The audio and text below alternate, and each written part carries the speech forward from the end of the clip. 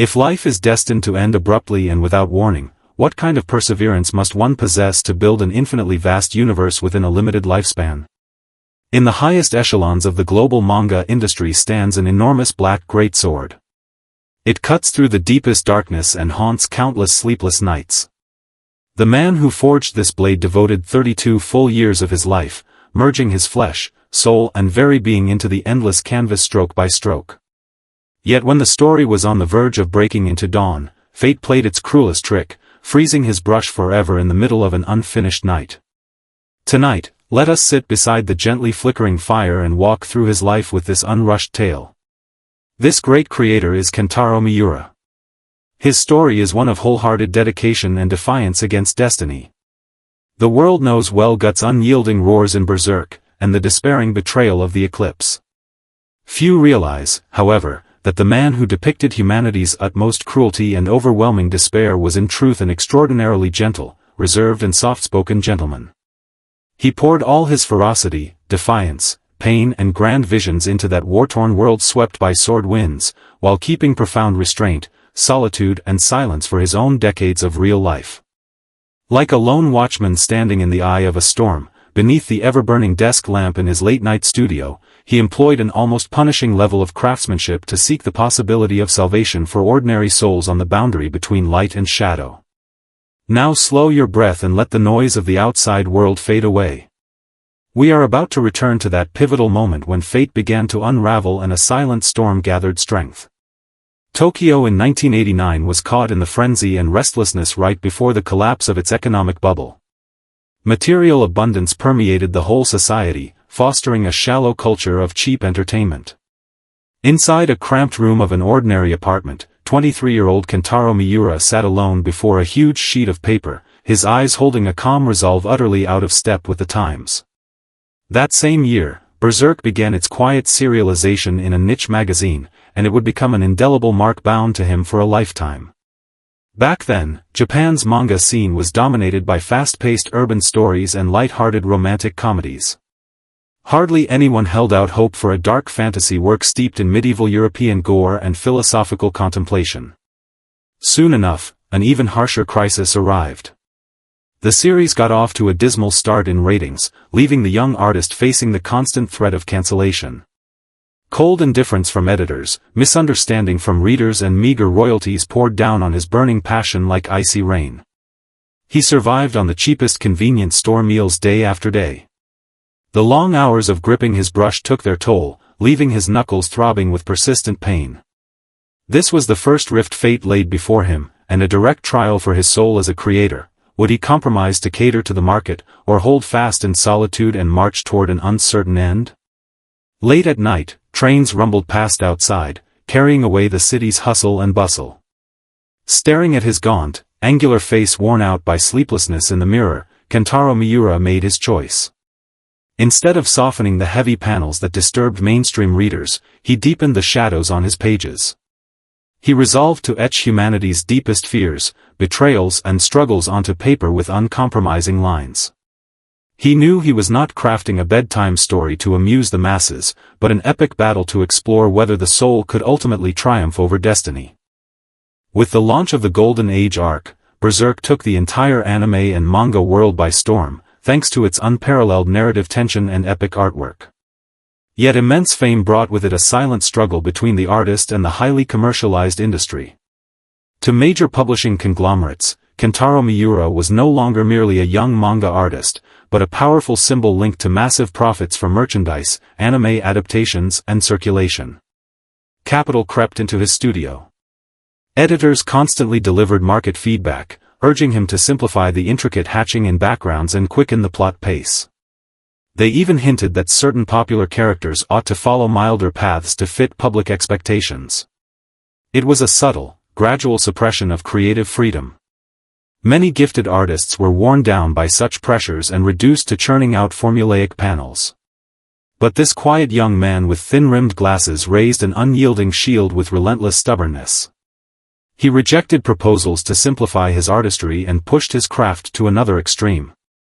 He pursued a level of meticulous detail worthy of fine art, almost unheard of for weekly commercial publications. In grand scenes depicting massive battles or the descent of demons, he layered dozens of ultra-fine ink lines within a single square centimeter of the page. His assistants often watched his shoulders tremble from exertion, overwhelmed by a sense of suffocating pressure. He understood well the rules of the commercial world, yet he knew clearly that while readers might be dazzled by momentary thrills, history would not. Every line on the pages bore witness to the creator's sincerity and humanity. In this clash of wills, he chose to pay the price of his health and time to preserve the absolute purity of every page, defending the highest dignity of a story against the squeeze of commercial interests. Entering the 21st century, Kentaro Miura's creation evolved into a state akin to spiritual practice, yet it also trapped him in an inescapable mental turmoil. The plot of Berserk delved into its heaviest core. As the raging beast of revenge grew weary in the dark, where would salvation lie after destruction? While drawing the scenes where protagonist Guts donned the Berserker armor and was consumed by inner darkness, Miura endured an equally intense inner conflict himself. To maintain his extraordinary artistic standard, his life turned into a rigid routine. He rose only to sit at his drawing board and rested only when night fell. There were no holidays, no social engagements, not even a proper long journey for more than a decade. In one of his rare interviews, he spoke in a calm yet heart-wrenching tone, "My life seems to be made up of one deadline after another." The world hailed him as a master on a pedestal. Countless fans online urged for new chapters, and even turned his hiatuses into playful jokes. But inside his quiet studio, where only 2 or 3 assistants kept him company and the silence was loud enough to hear one's own heartbeat, Miura bore the immense weight placed upon him by the times. As he aged, his body sent out urgent warnings. Years of hunching over his work overloaded his spine and heart, and his eyesight deteriorated rapidly. In drawing Guts, he was essentially drawing himself. That colossal greatsword, far too heavy for any ordinary man to wield, was just like his brush, bearing the weight of an entire world. Gradually, he wove more warmth and companionship into the story, gathering allies around the scarred swordsman. For in the loneliness and agony of his own lifelong practice, these were the faint sparks he could offer to himself and to the world. Throughout his life, the public never truly cast aside their misunderstandings of Kentaro Miura. Witnessing the extreme violence, bloodshed and unflinching portrayal of humanity's dark side in his works, those who did not know him assumed he must be an ill-tempered, gloomy and unapproachable eccentric. Online, distorted rumors spread, claiming he was addicted to games and lived in total seclusion. In truth, everyone who met him was touched by his rare elegance and gentle demeanor.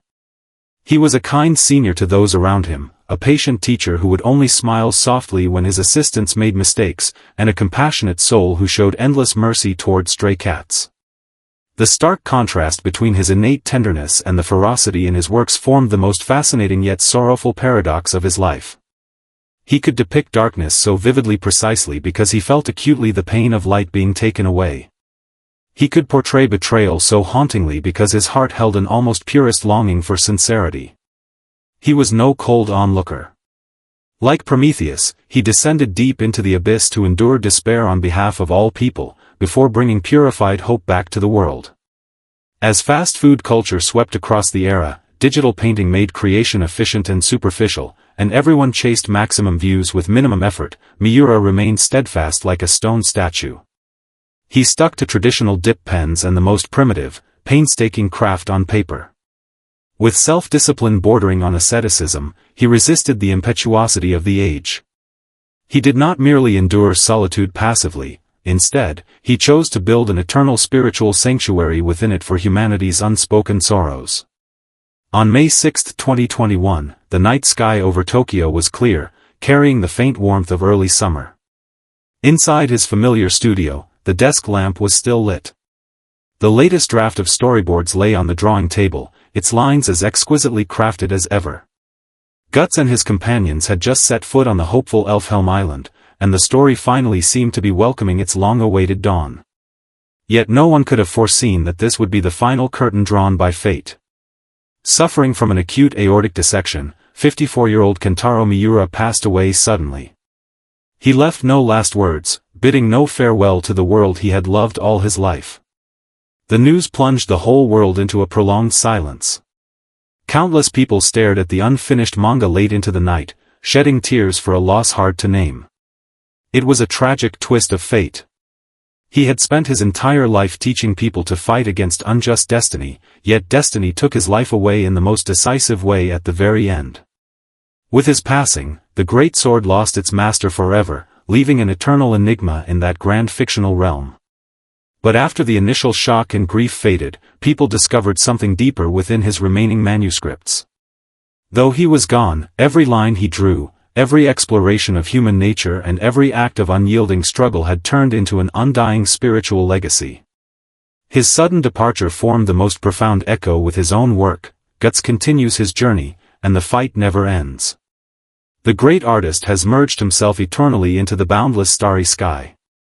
Looking back on Kentaro Miura's life as time moves past the storm, we may finally answer the core question raised in the prologue. What did he leave behind? Was it this masterpiece that may never receive an official ending, or his peerless artistic techniques? Perhaps neither. What he truly bequeathed to the world is the pure resolve to devote oneself wholeheartedly to a cause, even after recognizing the cruel essence of life. On this peaceful night, as we sit by the fire and recall the lean, stern figure who spent a lifetime seated at his drawing board, we no longer feel suffocated by despair, but soothed by profound tranquility. With decades of restraint and solitude, he bore the heaviest burdens of life for us, granting us courage to face the abyss when we confront our own hardships.